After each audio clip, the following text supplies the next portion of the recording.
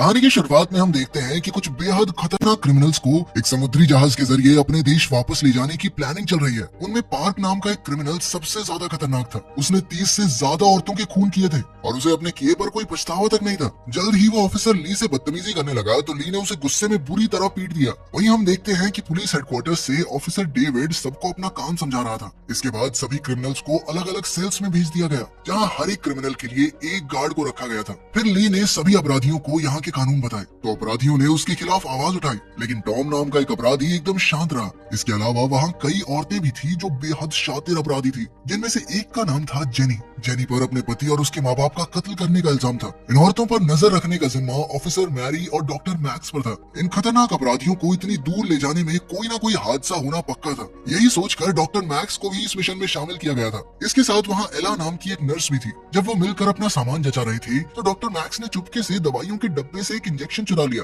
वहीं दूसरी ओर किचन में रसोइयों का एक ग्रुप मौजूद था जो मिलकर खाना बना रहे थे। उसी वक्त डॉक्टर मैक्स चुराई हुई दवाइयां लेकर इंजन रूम में पहुंच गया। तब यह खुलासा होता है कि डॉक्टर मैक्स को इस शिप पर मौजूद सबसे खूंखार क्रिमिनल अल्फा को इंजेक्शन देने का मिशन दिया गया था। इस इंजेक्शन का मकसद अल्फा को पूरे सफर में सुलाए रखना था। मगर शिप में अल्फा को कहाँ रखा गया था ये पुलिस हेडक्वार्टर में बैठे ऑफिसर डेविड के अलावा और कोई नहीं जानता था। उधर डेविड कुछ खुफिया कागज देख रहा था तो उसे पता चला कि अल्फा पहले मिलिट्री में हुआ करता था। खैर रात के समय शातिर पार्क ने अपनी जीप में छुपाई हुई तार निकाली और उसकी मदद से उसने अपनी हथकड़ी खोल दी। फिर उसने ये तार दूसरे कैदी को दी ताकि वो भी आजाद हो सके। तभी अचानक ये खुलासा होता है कि किचन में जो रसोइये मौजूद थे वो कोई और नहीं बल्कि पार्क के ही चेले थे, जो असली रसोइयों को जान से मारकर उनकी जगह शिप में घुस आए थे। वहीं पार्क के सेल में जब एक पुलिस वाला चेक करने आया तो पार्क और उसके साथी ने मिलकर उसकी जान ले ली और उसकी लाश को फ्रीजर में छुपा दिया। इसके बाद पार्क के गुंडों ने कंट्रोल रूम में जाकर वहाँ मौजूद पुलिस वालों को भी मौत के घाट उतार दिया और सारी नेटवर्क वाली तारें काट डाली ताकि ऑफिसर ली पुलिस हेडक्वार्टर से बात ही ना कर सके।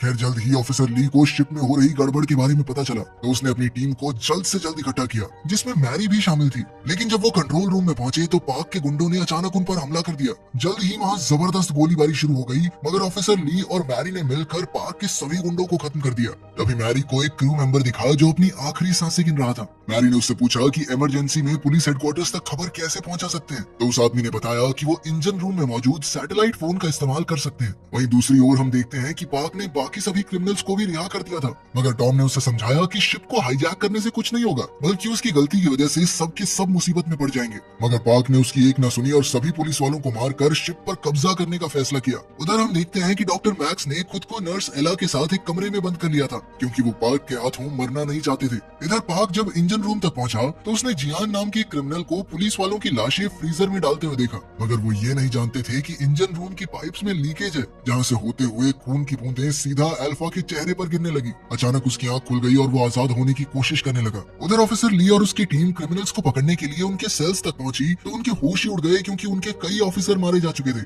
और सभी क्रिमिनल्स भाग गए थे। अब ली समझ गया था कि पार्क और उसके गुंडे इंजन रूम के सैटेलाइट फोन को भी तोड़ने की कोशिश करेंगे, इसीलिए वो अपनी टीम के साथ तुरंत इंजन रूम की तरफ भागा। वहीं पार्क इंजन रूम में जाकर सैटेलाइट फोन तोड़ने में जुटा हुआ था। फिर उसने एक एक करके वहाँ के क्रू मेंबर्स की जान लेनी शुरू की। जब वो आखिरी मेंबर को मारने ही वाला था तो ऑफिसर ली और उसकी टीम वहाँ पहुंच गई और उसके बाद तो भयंकर लड़ाई शुरू हो गई। वहीं दूसरी ओर सबसे खूंखार क्रिमिनल अल्फा अब आजाद हो चुका था और वो भी इंजन रूम तक आ पहुंचा। अल्फा अंधा था, मगर वो चीजों की गर्मी से उन्हें महसूस कर सकता था। साथ ही उसकी सूंघने की शक्ति बहुत ज्यादा तेज थी और वो आम इंसानों के मुकाबले कहीं ज्यादा ताकतवर और तेज था। जैसे ही पार्क ने अल्फा को देखा तो उसने बचकर भागने की कोशिश की, लेकिन अल्फा ने तुरंत ही उसे पकड़ लिया और फिर उसकी आंखों के सामने ही उसके गुंडों को मौत के घाट उतार दिया। फिर वो पार्क की तरफ मुड़ा और एक ही झटके में उसका भी काम तमाम कर दिया। ये सब देखते ही बाकी बचे हुए लोग तुरंत वहाँ से भाग निकले। वो इस तरह तो नहीं भाग पाते, इसीलिए टॉम अल्फा का ध्यान भटकाने में लग गया ताकि बाकी सब भाग सके। आखिरकार वो सब एक छोटे से दरवाजे से भाग निकले और उन्होंने अल्फा के आने से पहले दरवाजा बंद कर दिया।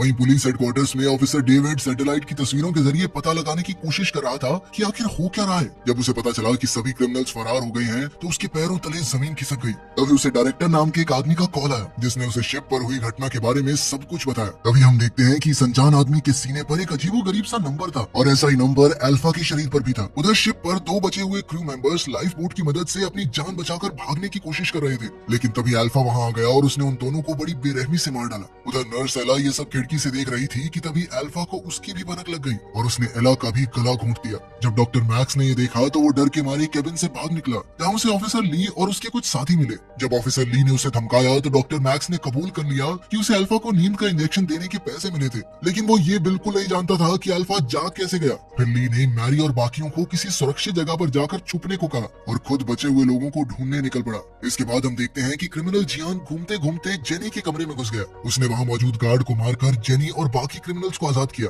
मगर कुछ ही पलों में अल्फा वहाँ भी आ गया और उन पर जानलेवा हमला कर दिया। पर जैसे तैसे वो सब अपनी जान बचाकर लिफ्ट में घुस गए। तब अल्फा भी उनके पीछे दौड़ा और लिफ्ट के ऊपर चढ़ गया। इधर ऑफिसर ली ने जब ये सब देखा तो वो कैदियों को अल्फा के आतंक से बचाने के लिए दौड़ा, लेकिन तभी अचानक लिफ्ट सीधा नीचे जा गिरी, जिसमें दबकर जियान की मौत हो गई। तब ऑफिसर ली को लगा कि अल्फा भी मर गया होगा, लेकिन वो किसी तरह बच निकला था। फिर ऑफिसर ली ने तुरंत जेनी को फ्रीजर में छुपा दिया और खुद अल्फा का सामना करने लगा। उसने जैसे तैसे अल्फा का हाथ तोड़ डाला, लेकिन फिर भी वो अल्फा की ताकत के सामने टिक ना सका और मारा गया। इसके बाद वो फ्रीजर में घुसा तो जेनी घबराकर नीचे लेट गई और मरने का नाटक करने लगी। खुशकिस्मती से फ्रीजर की ठंड की वजह से अल्फा को उसके जिंदा होने का पता नहीं चला और वो चुपचाप वहाँ से बाहर चला गया। वहीं दूसरी ओर टॉम और बाकी लोग उस कमरे में पहुंचे जहाँ अल्फा को कैद किया गया था। वहाँ उन्हें अल्फा के कुछ कागजात मिले तो उन्हें पता चला कि अल्फा की उम्र तो बहुत ज्यादा है, सही मायने में तो उसे जिंदा ही नहीं होना चाहिए था। असल में वो साल 1943 के दूसरे विश्व युद्ध का फौजी है। युद्ध में जापानी फौजियों ने उसे पकड़कर बंदी बना लिया था, जिसके बाद उन्होंने उस पर तरह तरह के एक्सपेरिमेंट किए।